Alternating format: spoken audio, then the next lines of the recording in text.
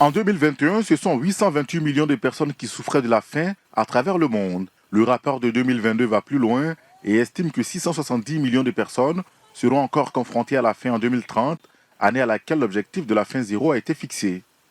Cette situation s'explique par les nombreux conflits, la pandémie de la Covid-19, le changement climatique et les coûts de la vie liés à la crise russo-ukrainienne.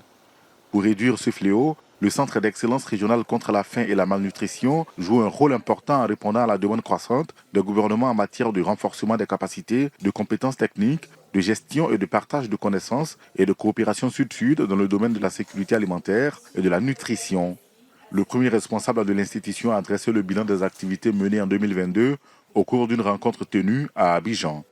Dans cette crise, nous avons vu avec le retour de cet appel à la souveraineté alimentaire, il faut qu'on valorise les produits du terroir, il faut qu'on valorise les savoir-faire locaux, mais qu'on puisse aussi les disséminer. Disséminer parce que ces savoir-faire locaux ont pu aussi, d'une certaine façon, gérer de façon durable les terres, les ressources naturelles. Et c'est important que nous soyons respectueux de l'environnement. Le CERFAM veut être un catalyseur des bonnes pratiques et des solutions innovantes contre la faim et la malnutrition en Afrique. L'institution multiplie donc les efforts pour soutenir les gouvernements dans leur lutte contre ces fléaux. En 2023, elle compte se focaliser sur la sécurité sanitaire des aliments.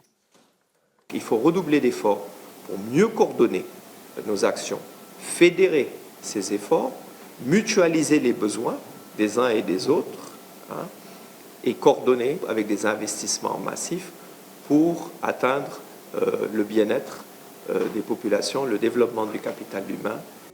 Lancé officiellement en mars 2019, le CERFAM est le premier centre d'excellence du PAM en Afrique après les expériences de l'institution au Brésil et en Chine.